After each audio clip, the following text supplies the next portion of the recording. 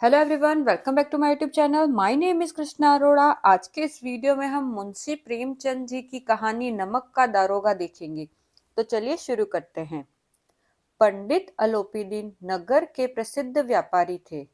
धन वैभव की उनमें कोई कमी न थी। बड़े बड़े अधिकारी उनके ऋणी थे। नमक का कारोबार उनका मुख्य व्यवसाय था। जब सरकार ने नमक पर सख्ती की, तब भी आलोपीदीन चोरी छिपे नमक का व्यापार करते रहे। अधिकारियों की मिलीभगत से उनका काम निर्बाध चलता रहा। उसी समय एक नए नमक दारोगा की नियुक्ति हुई। उसका नाम था वंशीधर। वह ईमानदार, सत्यनिष्ठ और कर्तव्यपरायण युवक था।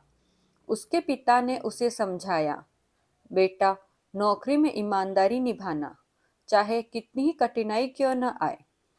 वंशीधर ने पिता के चरण छूकर कहा, पिताजी, मैं सत्य का मार्ग नहीं छोड़ूंगा।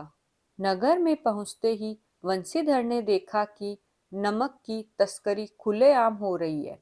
सब दरोगे व्यापारियों ने मिलकर आंखें मूंद रहते हैं। पर वंशीधर वैसा नहीं था।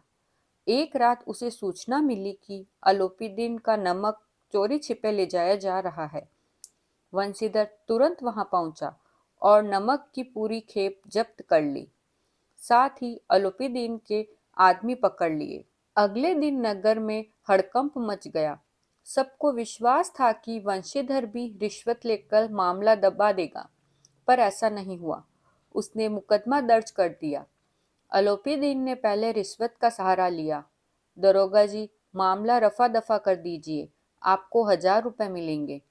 वंशीधर ने सख्ती से कहा, सरकार का नमक है, सरकार को जाएगा। फिर धमकी दी गई, सिफारिशें करवाई गई, बड़े अधिकारियों से दबाव डलवाया गया, पर वंशीधर टस से मस न हुआ। मुकदमा अदालत में पहुंचा। वहां बड़े बड़े वकील खड़े कर दिए गए, झूठे गवाह पेश किए गए। अंत में कानूनी चालों से अलोपीदीन बरी हो गए और वंशीधर पर ही लापरवाही का आरोप लग गया।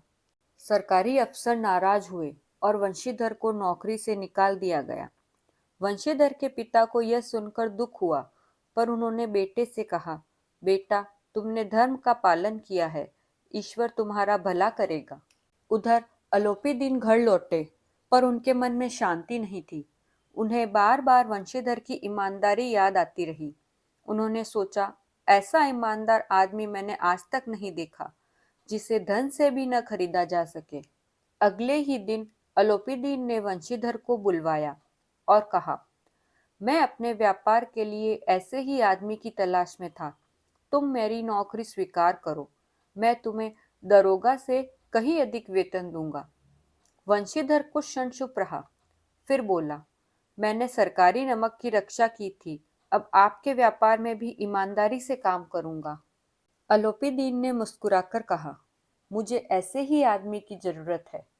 इस प्रकार जिसे सरकार ने ईमानदारी की सजा दी थी, वही ईमानदारी अलोपीदीन की नजरों में सबसे बड़ी पूंजी बन गई।